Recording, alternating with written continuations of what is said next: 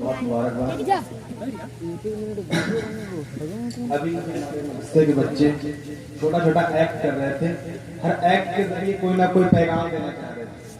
तो हमने देखा, जो सुना, उससे ज्यादा बेहतर है कि उस सब पे हम अमल करें।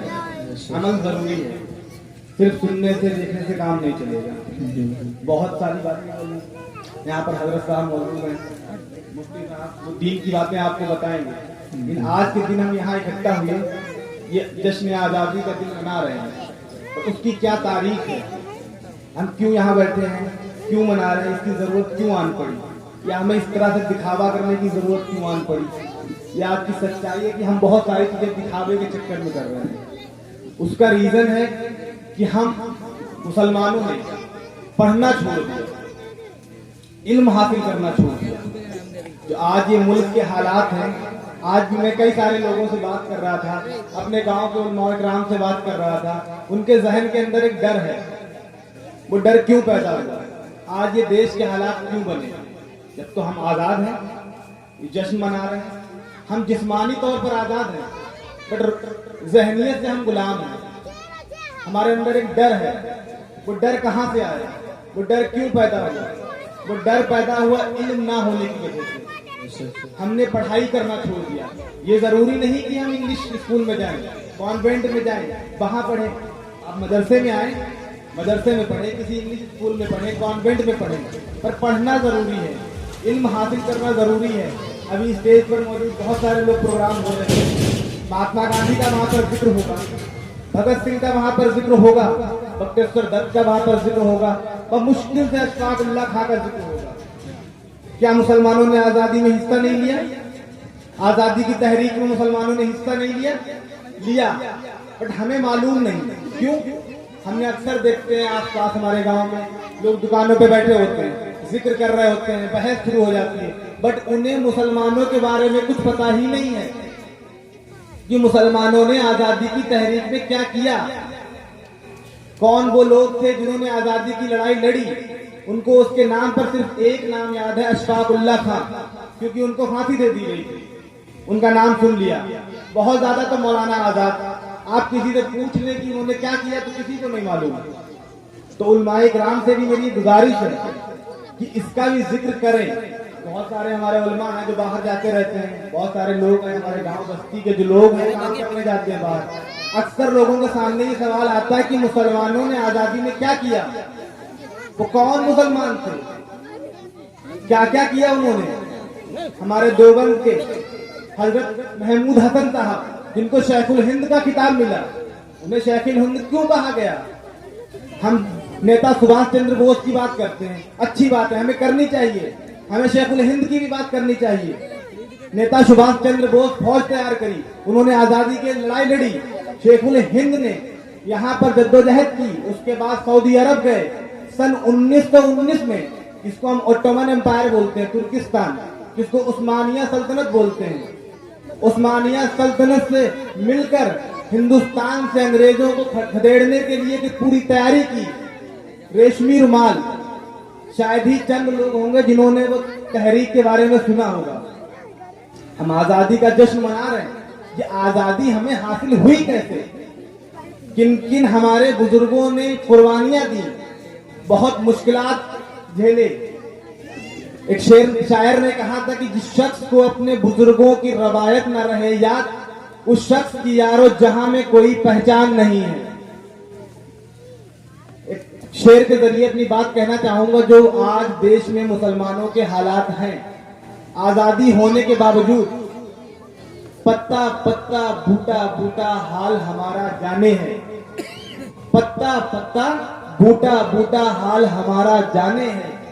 जाने ना जाने, गुल ही ना जाने, पर बाग तो सारा जाने है। और जब गुलिस्ता को लहू की जरूरत पड़ी, जब गुलिस्ता को लहू की जरूरत पड़ी, सबसे पहले ही गर्दन हमारी कटी। फिर भी कहते हैं मुझसे हमारा चमन, फिर भी कहते हैं मुझसे ये अहले चमन, ये चमन है तुम्हारा हमारा नहीं, ये चमन है हमारा तुम्हारा नहीं। पर इल्जाम लगते हैं कि आप गद्दार हो, मुसलमान आतंकवादी हैं, मदरसों में गद्दारी सिखाई जाती है। ये वही मदरसा, यहाँ के बच्चे तिरंगा लेकर बैठे हुए हैं, इस मदरसों से इतने इतने बड़े बुजुर्ग जिन्होंने आजादी की लड़ाई लड़ी, क्योंकि हमने उनका जिक्र करना ही छोड़ दिया। जब हम खुद जिक्र नहीं करेंगे तो गैर उनका जिक्र क्यों करेंगे? महात्मा गांधी का जिक्र होता है, सारे करते हैं, उन्होंने आजादी के लिए बहुत कुछ किया, हम भी करते हैं। शेखुल हिंद का जिक्र क्यों नहीं होता? हम कहेंगे नहीं, गैर मुस्लिम नहीं करते। गैर मुस्लिम इसलिए नहीं करते क्योंकि मुस्लिम नहीं करते। किसी भी स्टेज से शेखुल हिंद का, महमूद हसन का नाम क्यों नहीं लिया जाता? मौलाना कासिम नानोतवी रहमतुल्लाह अलैह का नाम क्यों नहीं लिया जाता? मौलाना उबैदुल्लाह सिंधी का नाम क्यों नहीं लिया जाता? क्योंकि हमें मालूम ही नहीं है कि कौन हमारे बुजुर्ग थे जिन्होंने आजादी की लड़ाई लड़ी।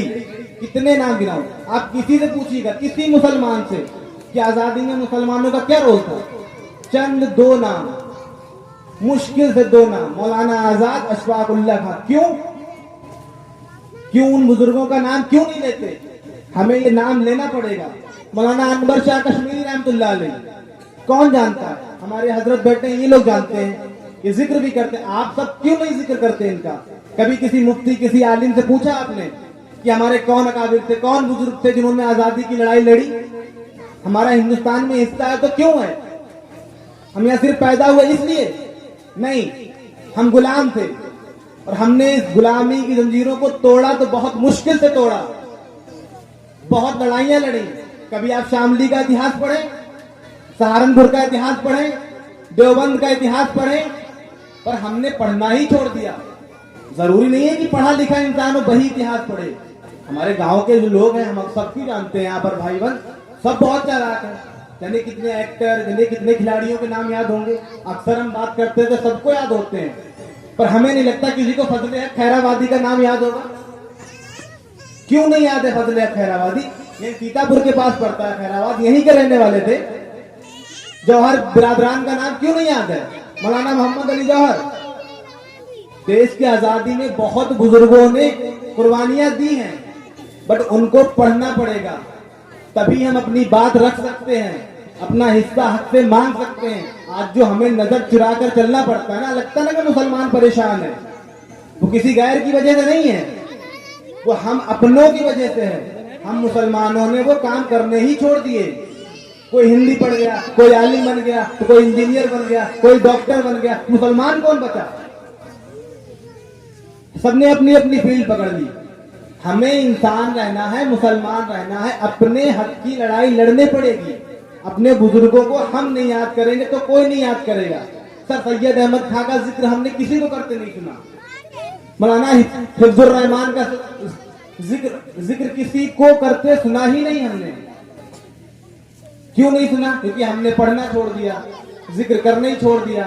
तो सबसे जरूरी है कि पढ़ें, जिक्र करें। नहीं मालूम है, हमारे इतने उलमाए किराम हैं, आलिम हैं, हाफिज हैं, मुफ्ती हैं हमारे गांव में, उनसे जिक्र करें। जो पढ़े लिखे लोग हैं उनसे मिले, उनसे जिक्र करें। खैर बहरहाल आज जश्न आजादी का मौका है तो ज्यादा नहीं, बट ये है कि अपना इतिहास पढ़ें। आज हम यहाँ इतनी देर से बैठे हैं, 2-2.5 घंटे हमने टाइम दिया, अपने बच्चों का ऐप देखा, जो भी पैगाम है उस पर अमल करें और अपने मुसलमानों के बारे में पढ़ें। पढ़ना बहुत जरूरी है। एक शेर के साथ अपनी बात खत्म करूंगा।